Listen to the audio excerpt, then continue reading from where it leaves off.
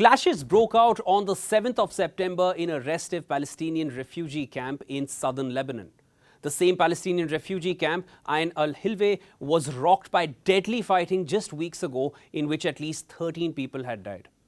In the fresh fighting between Palestinian President Mahmoud Abbas' secular Fatah movement and Islamist militants, at least 20 people were wounded. The fighting has also prompted hundreds of residents from the camp and its surrounding areas to flee. An uneasy truce had been in place since 3rd of August, but with the recent outbreak of fighting, the camp is once again on the edge.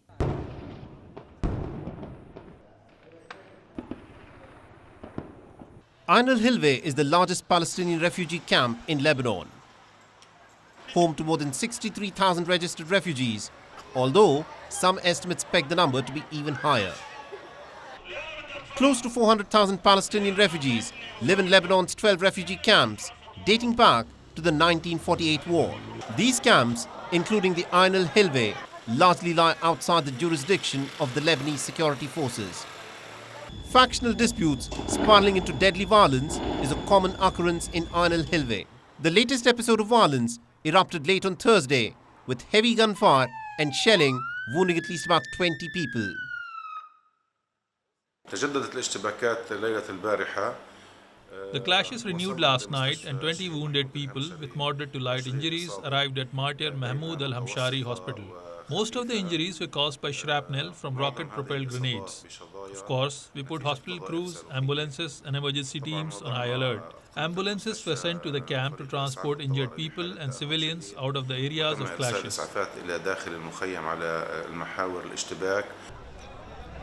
Earlier this summer, the al-Hilweh camp had been rocked by several days of street battles between rival factions, after Fatah accused the Islamist groups Jund al-Sham and Shabab al-Muslim of gunning down one of their military generals, Muhammad al-Armushi, on the 30th of July.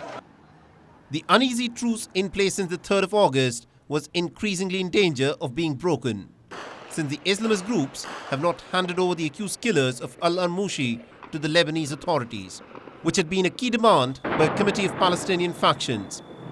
The committee had announced on Tuesday that their joint security forces will launch raids in search of the accused killers. In an attempt to forestall plans by the Palestinian forces, Islamist groups launched an attack on Thursday night. Caught in the crossfire are hundreds of camp residents who've been displaced from their homes and have taken shelter in a nearby mosque and in the municipality building of the city of Sidon. As soon as the bombing started, we left immediately. We fled in panic. Even accidents happened on the road. People fell on the streets. Most people left. We couldn't believe how we ran out with our children. I have 4 children and 6 of my nephews. Only God knows how we have escaped. Calls have been issued for a return to normalcy and peace. Though intermittent clashes have flared up, the fighting has temporarily subsided as of Friday. But the question is, for how long will this tenuous peace last in the Palestinian refugee camps of Lebanon?